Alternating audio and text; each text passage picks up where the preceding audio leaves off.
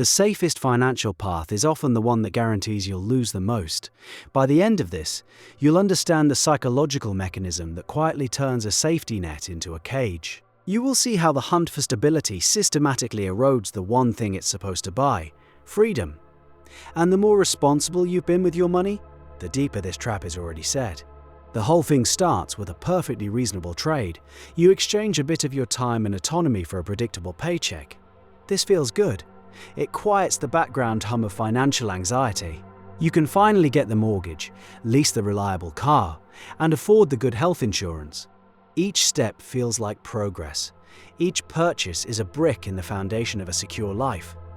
The problem is the foundation you're laying is for a fortress. And fortresses are designed to keep things out. In this case, they keep out uncertainty, volatility, and risk. But they also keep you in. Every fixed cost you add to your life is another golden bar on the cage. The mortgage that requires 30 years of consistent payments, the car note that demands a steady monthly income, the lifestyle upgrades that quickly become necessities. That $200,000 salary feels like freedom until your monthly burn rate is just shy of what you bring in. You've insulated yourself from the discomfort of financial insecurity. That insulation is comfortable, it's warm. It also happens to be soundproof. You stop hearing the faint knock of opportunity at the door. This insulation does more than just lock you into a job. It starts to rewire how you see the world itself. Your brain is an efficiency engine. Its primary job is to create a stable, predictable model of reality so you can navigate it without burning too much energy. When you have a single stable source of income, your brain gets very good at optimizing for that reality. It builds powerful neural highways dedicated to succeeding within that specific system. The rules of your job, the politics of your office, the skills that get you the next promotion. These pathways get paved, widened, and brightly lit. Meanwhile, the pathways related to other possibilities begin to fade. The little dirt roads leading to entrepreneurship, freelancing, or a completely different career start to get overgrown. Your brain, in its relentless pursuit of efficiency, starts pruning them back. It begins to filter your perception, automatically dismissing information that threatens the stable model it has built. You read an article about someone who quit their job to start a pottery studio. A decade ago, that might have sparked a flicker of curiosity. Now your brain instantly files it under unrealistic or irresponsible before the emotional spark can even ignite. It's a threat to the model. Think about the last time you had a genuinely novel idea for a side project or a business. How long did it take for the voice of practicality to show up? That voice that lists all the reasons it wouldn't work, all the risks involved, all the things you'd have to give up. That voice sounds like wisdom. It feels like responsible adult thinking.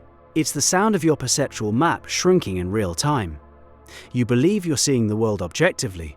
You're actually seeing a heavily edited version curated by your need for the current system to remain stable. The cage becomes invisible because it has slowly become the entire world you can perceive. This perceptual shrinking is a quiet process. But then something louder happens. Your tolerance for discomfort begins to atrophy, like an unused muscle. A life built on financial security is a life of low volatility. The paycheck arrives on the same day every month. The bills are on autopay. The market might fluctuate, but your direct deposit is a constant. There are very few surprises. This smoothness feels like a victory, but it comes at a cost. You are systematically eliminating the small survivable shocks that build psychological resilience. Think of it like an immune system. An immune system that's never exposed to germs becomes weak and overreactive. It panics when it finally encounters a real threat. Your financial and emotional resilience works the same way.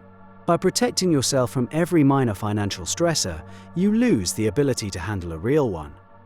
When you always have a 6-month emergency fund, you never have to get creative to solve a surprise $400 car repair bill. You never have to learn the skill of resourcefulness that comes from making it through a lean month. You just write a check. The problem is solved, but the muscle of resilience remains untrained. This creates a person who is incredibly fragile to a single large shock. A sudden layoff isn't just a financial problem. It's an existential crisis.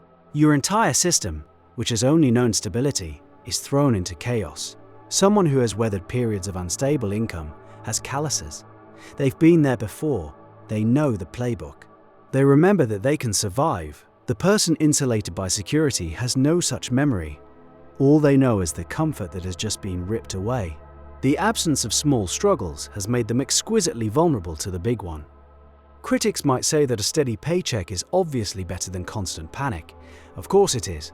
The point is about the dosage of uncertainty. By eliminating it completely, you trade temporary comfort for deep fragility. This loss of resilience is personal, but the real cost is calculated in the currency of time. The math is brutal.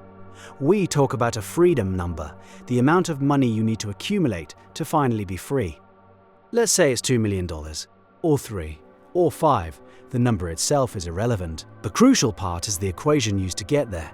The equation requires you to trade the most valuable, energetic, and healthy decades of your life for a promise of freedom in a future you may never see, or may be too tired to enjoy. You are performing a kind of time arbitrage, and you are getting the worst end of the deal. You are selling your high energy, high health, high curiosity years at a steep discount. In exchange, you hope to buy back low energy, lower health years later on. You are trading your 30s when you have the physical capacity to climb a mountain for your 70s when you might need help climbing the stairs.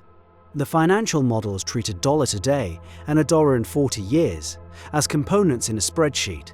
Your biology has a very different accounting system. How much is a Tuesday morning worth to you when you were 35? The freedom to wake up without an alarm, read a book, go for a walk, work on a project that ignites you. Now, how much is that same Tuesday morning worth when you are 75?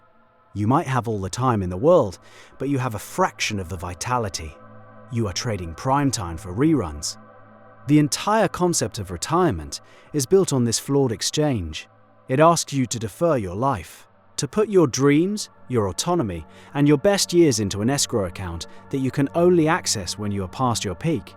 The hidden cost of financial security is that you are paying for it with your life itself. With the only resource that is truly finite, you're not just putting in hours at a job, you are liquidating your youth.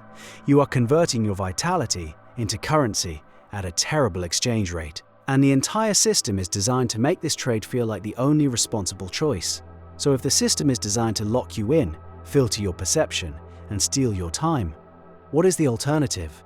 The answer is buried in how we define the problem. The flaw is in the definition of security itself. We've been taught that security is a number in a bank account. It's a pile of assets. It's a wall of money high enough to keep the wolves of uncertainty away. This is a fragile definition. A market crash can demolish that wall. Inflation can erode it. A single lawsuit can tunnel right through it. External security is an illusion. True security is an illusion. It's adaptability. It's the absolute gut-level knowledge that you could lose everything tomorrow and you would be okay.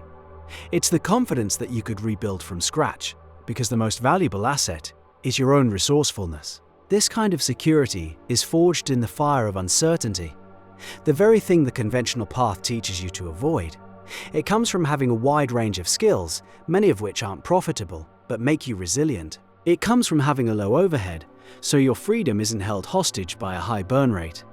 It comes from having a strong network of people who would help you because you have a history of helping them. This version of security requires you to do the opposite of what you've been told. Instead of climbing a single career ladder, you might explore multiple paths, becoming a generalist. Instead of inflating your lifestyle with every raise, you might keep it lean and plow the difference into skills, experiences, and small calculated risks. Instead of building a fortress, you learn to be a nomad, comfortable with change and capable of thriving in any environment. You're building a different kind of wealth, a wealth of capability. The person who spends 30 years accumulating skills, relationships, and a deep tolerance for ambiguity is far more secure than the person who spends 30 years accumulating dollars in a 401k while working a job they despise. One has built a life that is anti-fragile. It gets stronger from shocks. The other has built a life that is dependent on the absence of shocks. One owns their time, the other is hoping to buy it back decades from now with depreciated currency. The goal was never to build a fortress to keep the world out. It was to become the kind of person who doesn't need walls in the first place. And this same drive for insulation explains why we get stuck in comfortable relationships that have long since expired, which is an entirely different kind